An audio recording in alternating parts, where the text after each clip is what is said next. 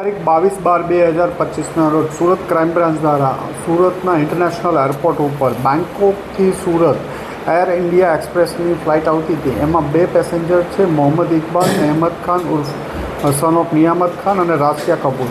આ બંને બેંકોકથી ડ્રગ્સ લઈને આવે છે, હાઇબ્રિડ ગાંજો. એ ઇન્ફોર્મેશનના આધારે સુરત ક્રાઇમ બ્રાન્ચ દ્વારા એરપોર્ટ ઉપર આ બંનેને પકડી પાડવામાં આવ્યા હતા. આ બંનેની પકડી અને એમની પાસેથી એમનો લગેજ ચેક કરતાં એમની બેગમાંથી કન્સીલ કરેલું અંદાજે 17.5 કિલો જેટલું હાઇબ્રિડ વીડ મળી આવ્યું હતું, જેની માર્કેટ વેલ્યુ 6.18 કરોડ જેટલી થતી હતી.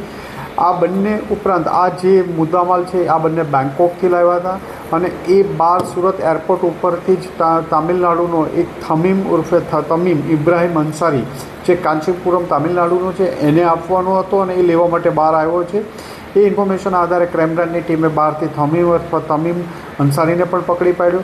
આ ત્રણેય તામિલનાડુના રહેવાસી હતા. આ માલ ક્યાંથી લાવ્યા, કોને આપવાનો હતો, આ પૂછપરછ કરતાં તામિલનાડુના જ 2 ઇસમો મોહમ્મદ અલી અને મોહમ્મદ ઇબ્રાહિમ, જે 2-2.5 વર્ષથી બેંકોકમાં રહી અને ભારતના વિવિધ શહેરોમાં અલગ અલગ એરપોર્ટો ઉપર હાઇબ્રિડ ગાંજો કેરિયર થ્રુ મોકલતા અને એ તામિલનાડુ અને અન્ય રાજ્યોમાં મોકલવામાં આવતો હતો.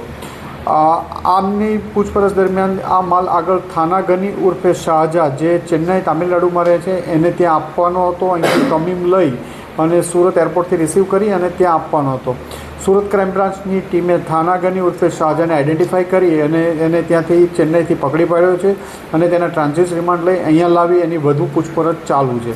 આરોપી જે પકડાયો છે તેનું મુખ્ય જે કામ છે તે કયા પ્રકારનું હતું અને કેટલું કમિશન મનાવું હતું? આ એક ઇન્ટરનેશનલ સિન્ડિકેટ છે. આ બધા ભેગા થઈ અને એક આ ગેંગ ચલાવે છે. તામિલનાડુથી ઇન્ટરનેશનલ ગેંગો છે. આ મુદ્દામાલ ઇન્ડિયાના અલગ અલગ એરપોર્ટમાં ઉતારી અને પાછા તામિલનાડુ જ લઈ જવાના હતા. આ ઇન્ફોર્મેશનના આધારે ક્રાઇમ બ્રાન્ચે પકડી અને એમને ત્યાં મોકલ્યો. એ પણ આ કેસમાં ભાગીદાર જે પાર્ટનરશિપ હોય એ રીતે જ લાગે છે પ્રાથમિક દ્રષ્ટિએ. અત્યારે સર કઈ રીતે કોન્ટેક્ટ કરતા હતા આરોપીઓ? આ બધા જ એકબીજાના સંપર્કમાં છે. મોહમ્મદ અલી અને મોહમ્મદ ઇબ્રાહિમ બેંકોક છે, એની સાથે જે પકડાયેલો થાનાગની સંપર્કમાં છે એ પણ તામિલનાડુનો છે. આ પોતે પણ ત્યાં બેંકોક જઈ આવ્યો છે, ત્યાં એકબીજાના સંપર્કમાં હતા. જે લેવા માટે આવ્યો હતો થમીમ, એ પણ આ સિન્ડિકેટના સંપર્કમાં હતો. એટલે એક આખી વેલ એસ્ટાબ્લિશ સિન્ડિકેટ પકડી પાડવામાં આવી છે. સર ખાસ કરીને એકબીજાનો જે બેંકોક ખાતે કોન્ટેક્ટ થયો છે તો કઈ રીતે એકબીજાનો ઓળખે છે આરોપીઓ? મૂળ તામિલનાડુ રાજ્યના ભારતના છે આ બધા જ, અને તામિલનાડુમાં ચેન્નઈ અને એની આજુબાજુના વિસ્તારના રહેવાસી છે.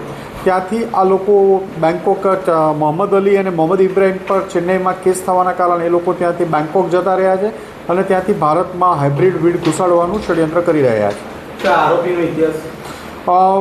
તો મોહમ્મદ જે થાનાગની શાહજા છે એ એક કેસમાં પહેલાં પકડાયેલો છે. એની હિસ્ટ્રી અમે તપાસી રહ્યા છીએ.